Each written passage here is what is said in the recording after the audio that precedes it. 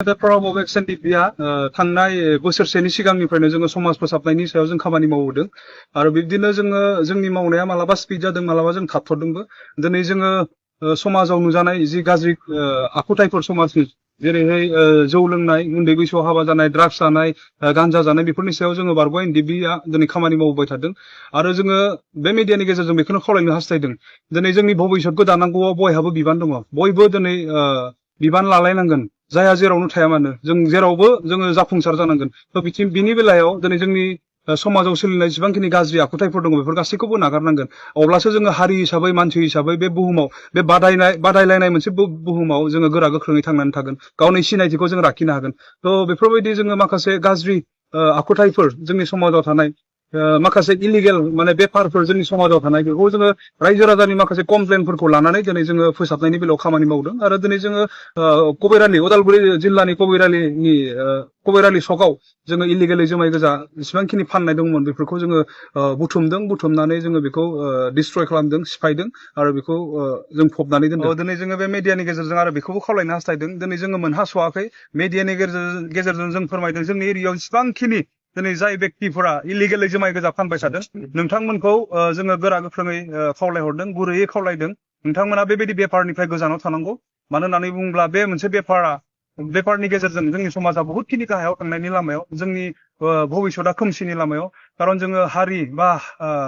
मानसिनि थाखाय जोङो जुजिबोदों जों दावहा होबोदों जोङो मोजां थांना थानो मोननांगौ होननानै नाथाय नैबे जुमाय गोजा फाननाय ब्लेकआव जि जुमाय गोजा फाननाय बियो जोंखौ बहुत गाहायजों लांबाय थादों जोङो धंसनि लामायाव लांदों बेवहाय जायफोरा बे बेफाराव लोब्बा दङ दिनै जोङो बे मिडियानि गेजेरजों जों वार्निं टाइपनि बुंनो हास्थायदों नोंथांमोना बे निउसखौ नुनायनि उननिफ्राय बेफोरबायदि बेफारनिफ्राय गोजानाव थानांगौ नङाब्ला जों जेब्ला रायजोनि कमप्लेन मोनगोन अब्ला थाङोब्ला बेयाव मोनसे एक्सन हिसाबै जों लानो गोनां जागोन बेखिनियानो दिनै बे मिडियानि गेजेरजों बेखौनो बुंनो सानदों जे दिनै जिथु जों कबिरालियाव जौ गोजाखौ जों डिस्ट्रय खालामबाय आरो बिसोरखौ जों सिगाङावनो वार्निं होखानायमोन बिसोरो साननैसो बन्द'बो खालामदोंमोन आरो फानफिनदों बेबायदिनो गोबाङा जोंखौ सिरि दङ होननानै साननो हागौ नाथाय जों सिरियै बा दलरै थायाखै जि समनिफ्राय जों जागायजेनदों बै समनिफ्राय जों मावबोगासिनो दङ नाथाय जोङो बे खोथाखौ रायजोनि सिगाङाव मिडियानि गेजेरजों जोङो लाबोआखै मानोना जोंनि फार्स्ट स्टेपआ जों मावनाय समाव जों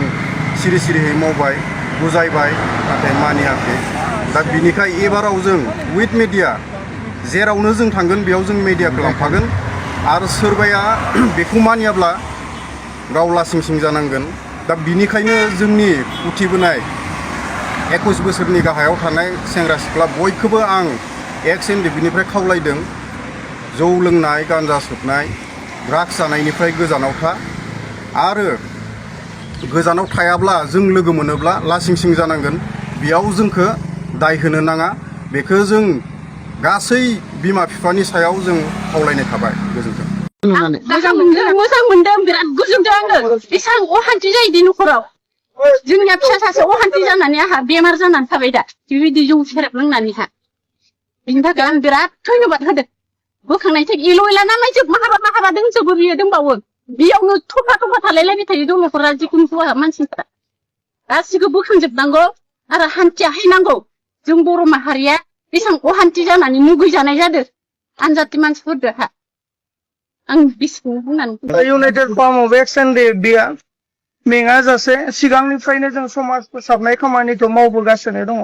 दिनैबो गुबुन जायगाफ्राव जोङो बेबायदि लाइसेन्स गैयालासेनो जौ गोजा फाननाय बेखौ जोङो सिग्रोमनायनि गेजेरजों नैबे कबिरालि सकआवहा मोनब्रै दखानाव जोङो रिकभार खालामनो हायो गोबांथार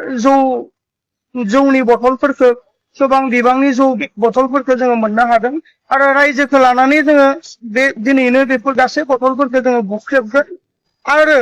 जायफोरा बेखौ फालांगियारि खालामनानै जादोंमोन दिनै जोङो लास्ट वार्निं होनानै दोनदों जे दिनैनिफ्राय बे ओनसोलाव बिना लाइसेन्सआव बेबायदि जौ गोजा फाननायनिफ्राय गोजानाव थानो थाखाय जों खावलायदों मानो होनना बुङोब्ला जोंहा जोंनि समाजखौ जोंनो फोसाबनानै लानांगोन गुबुन जायगानिफ्राय फैनानै जोंनि समाजखौ रावबो फोसाबनानै होफैनाय नङा जोंनि उन्दै गथ'फ्रानो जोंनि भबिष्यत बिसोरनि आखायावनो जोंनि फैबाय थानाय संसारा एबा भबिष्यतआ बिसोरनि आखायावनो दङ बिनिखाय जोङो जोंनि भबिष्यतखौ थिग खालामनो थाखाय जोङो जोंनि समाजखौ फोसाबनांगोन बारग' एनडिबि इउनाइटेड फार्मआ दिनैनिफ्राय बोसोरसेनि सिगांनिफ्रायनो बे हाबाफारिखौ आखायाव लानानै खामानि गोरा गोख्रोङै मावबोगासिनो दङमोन नाथाय गेजेर ससेयाव सोलिफु राजखान्थियारिनि आखाइजों जोंखौ माखासे उसुबिदा होनानै हमथाना दोननायनि थाखाय बे खामानिनिफ्राय जोङो आनज्रायनानै थानो गोनां जादोंमोन नाथाय दिनैनि तारिखाव जों रावखौबो गिला सोलिफु गभर्नमेन्टखौबो जोङो एबा राजखान्थि हान्जाखौबो जों गिया रायजो राजाया जोंजों दङ बेनिखाय समाज फोसाबनायाव जों कमप्रमाइस जोङो खालामला दिनैनिफ्राय लानानै आरो जोङो कन्टिनिउ बे खामानिखौ मावलांबाय थागोन एसे सिगांनिफ्राय जोङो मावबाय थादों गोबां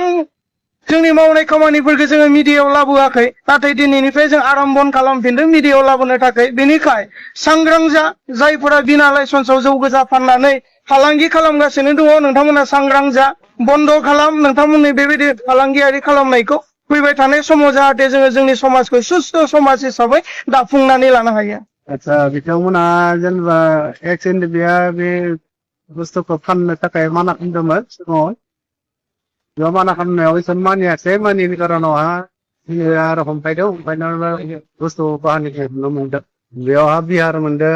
गोजा मोनदों आरो बे मोननै बुस्थुखौ मोनदों हमनायनि थाखाय मोजां मोनदों बे बुस्थुआ माने नों बयबो गथ'फोरनिफ्राय गोदोर बोरायसिमहालागै किसुमान मानसिफोरा दखानाव हाबनानै थाखा फैसा गैया बेनि उनाव बेफोरखौ बेबहार खालामनो थाखाय बहुत न'खरफोरा प्रब्लेम जायो बिराद मोजां जादों प्रब्लेमनि थाखाय